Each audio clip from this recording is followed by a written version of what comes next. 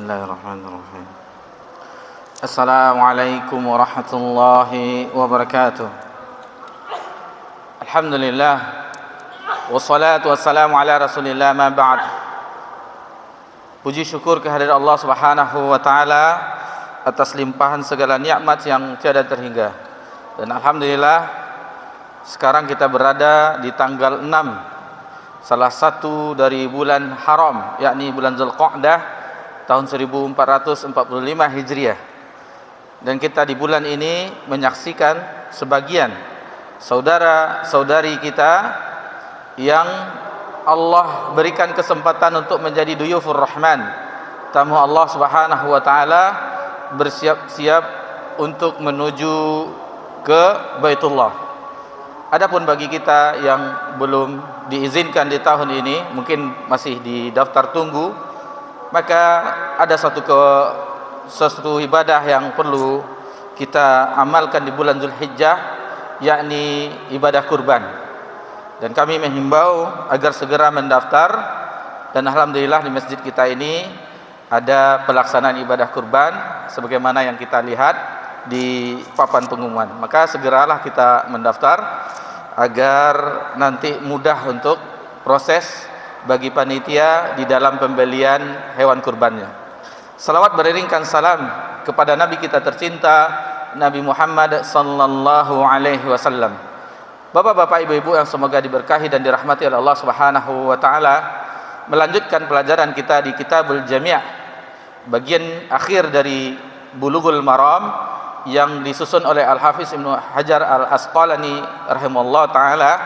Dan kita telah memasuki bab yang keempat, yakni peringatan dari akhlak yang buruk. Peringatan dari akhlak yang buruk.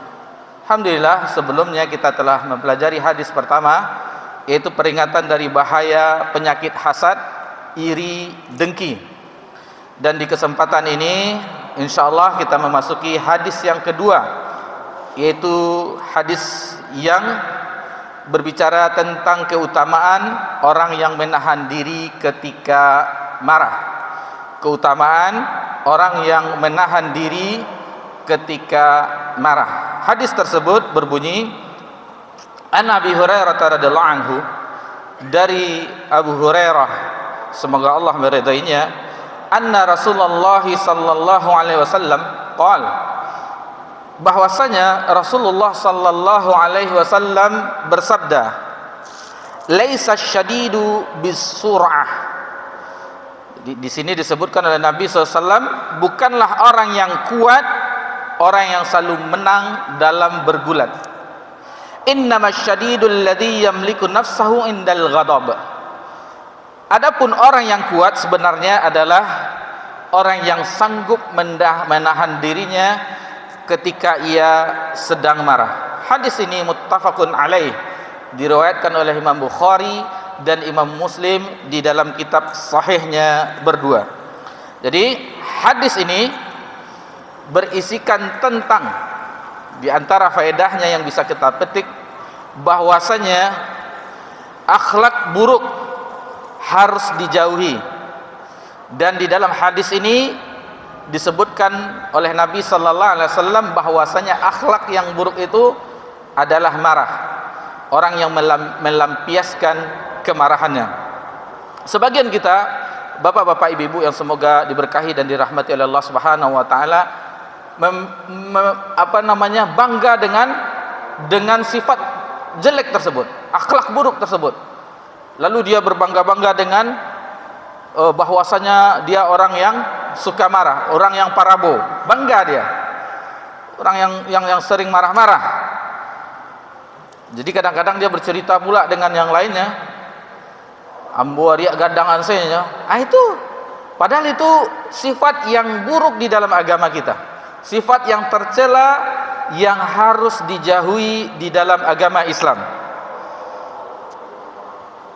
Dan akhlak ini pada fitrahnya, marah tersebut adalah bagian jiwa dari anak Adam. Tentu ada, sebagaimana hasad ada di dalam jiwa. Tetapi perbedaannya, orang-orang yang beriman, dia mampu menahan dirinya ketika amarahnya memuncak. Ketika melampiaskan amarah itu bisa sanggup dia, tetapi dia tahan dirinya. Karena ada keutamaan menahan ketika melampiaskan kemarahan. Adapun orang-orang yang itu menjadi kebiasaannya, maka itu mudah baginya untuk marah. Seperti kita di pasar melihat orang yang bekerja pada kita, karyawan karyawati, sudah azan zuhur belum juga ada pelaris.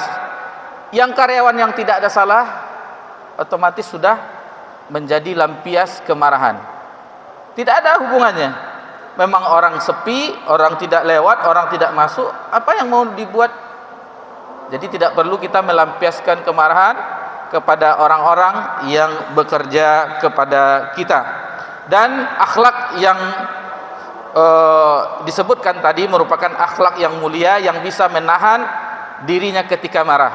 Dan itu salah satu tujuan Nabi kita tercinta sallallahu alaihi wasallam diutus.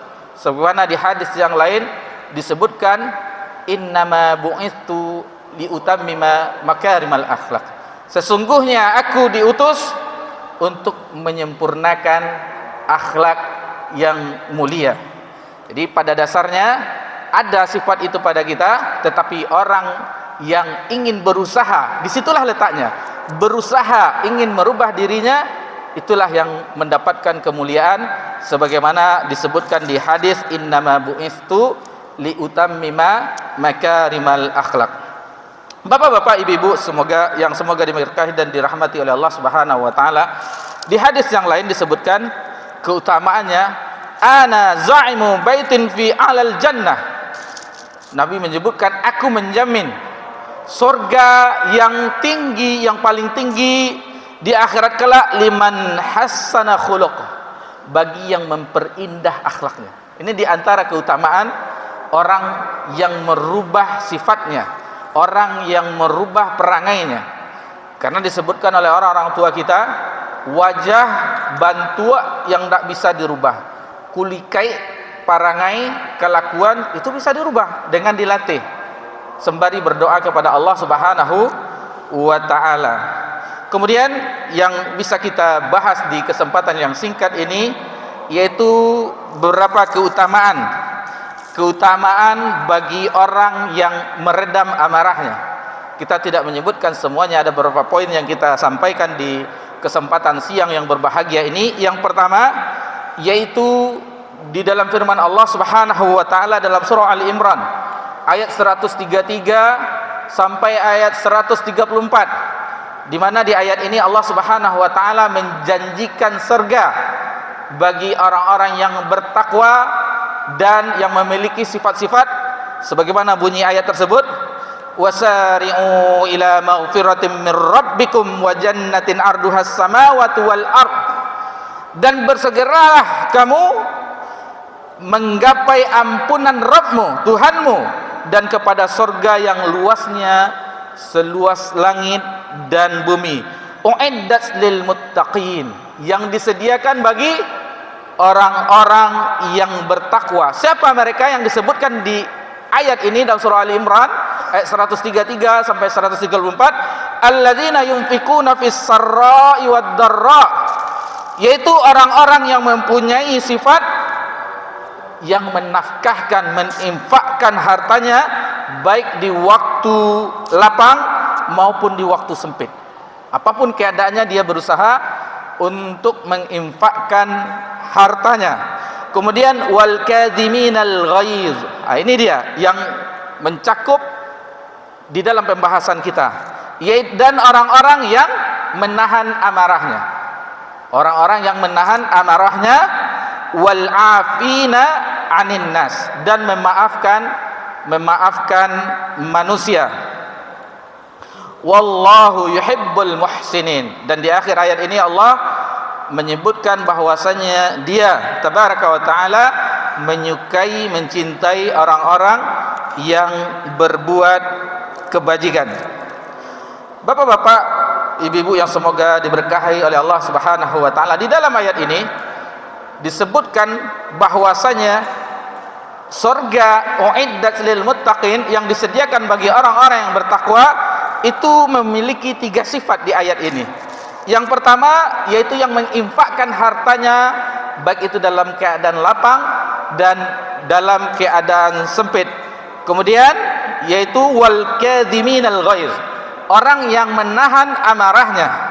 Lalu yang ketiga wal afina 'anin nas, dan orang yang memaafkan kesalahan manusia. Kemudian keutamaan yang berikutnya yaitu bahwasanya orang yang menahan, meredam amarahnya itu merupakan wasiat dari Rasulullah sallallahu alaihi wasallam kepada sahabat ketika itu dan kepada kita semua umatnya pada umumnya.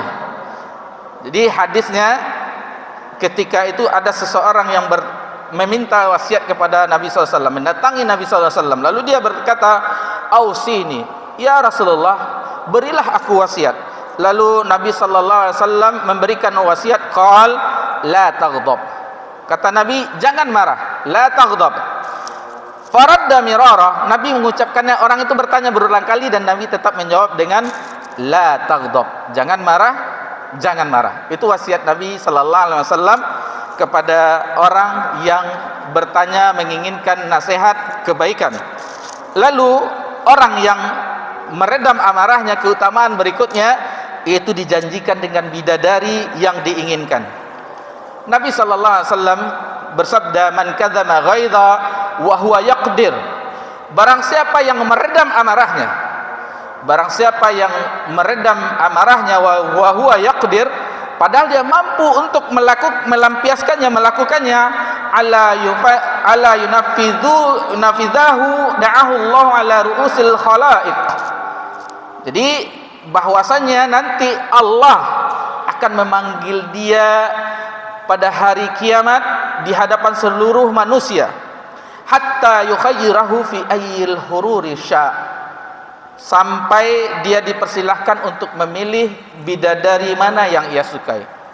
Ini bagaimana motivasi dari Nabi SAW, orang yang mampu menahan, meredam amarahnya padahal dia sanggup untuk melampiaskannya, nanti dipanggil di hari kiamat ketika manusia dikumpulkan, maka hatta yukhayyirahu fi ayyil hururi sya, sampai dia diperintahkan memilih bidadari yang mana saja yang dia sukai. Kemudian yang terakhir pembahasan kita yaitu beberapa tips agar bisa meredam kemarahan.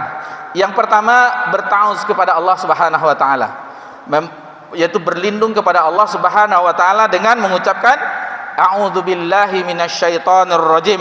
Aku berlindung kepada Allah Subhanahu wa taala dari godaan syaitan yang terkutuk. Yang kedua, berwudu. Kita berwudu apabila ada taus lalu tidak juga redam, berwudu. Nabi menyebutkan innal ghadaba minasyaitani wa innasyaitana khuliqa minan nar. Sesungguhnya kemarahan itu berasal dari setan, dan setan itu tercipta berasal dari api. Wa innama tudfa'un naru bil ma'.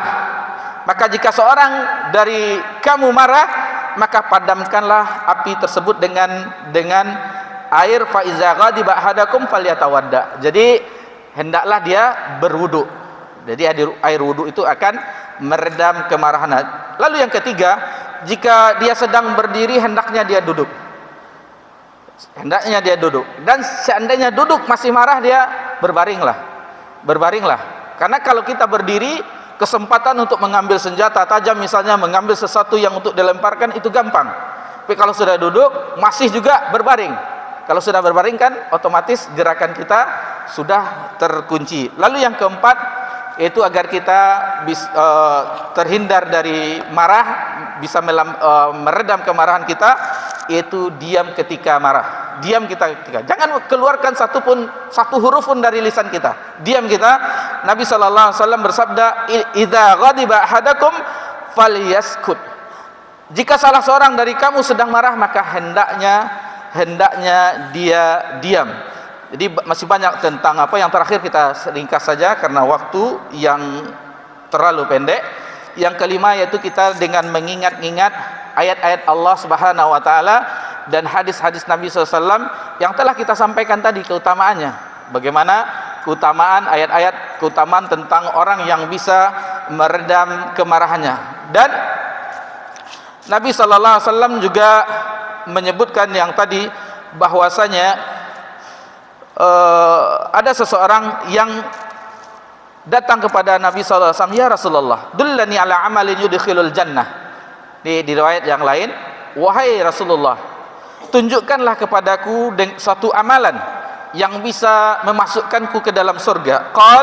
Lalu Nabi sallallahu alaihi wasallam menjawab, "La taghdab walakal jannah." Janganlah engkau marah, maka bagimu surga. Itu nasihat Nabi kepada orang yang sedang marah. Lalu bagaimana aplikasi yang seharusnya kita amalkan di kehidupan sehari-hari kita? Ketika kita marah, kita menahannya, amarah tersebut, meredam tersebut. Yang pertama, yang paling utama itu kepada kedua orang tua. Kita harus redam kemarahan kita. Kemudian istri kita, anak-anak kita, kakak, adik kita, kerabat kita yang terdekat. Jangan dibalik. Terkadang kita kepada orang lain bisa meredam kemarahan, tetapi kepada keluarga kita mudah untuk memarahi mereka. Demikianlah yang bisa kita bahas di kesempatan yang berbahagia ini. InsyaAllah akan kita lanjutkan di pertemuan yang akan datang. Subhanakallahumma wa bihamdika, asyhadu an la ilaha illa anta, astaghfiruka wa atubu ilaik. Wassalamu ala nabi Muhammad sallallahu alaihi wasallam wa ala alihi washabihi ajmain. Walhamdulillahirabbil alamin. Wassalamualaikum warahmatullahi wabarakatuh. Allahu akbar.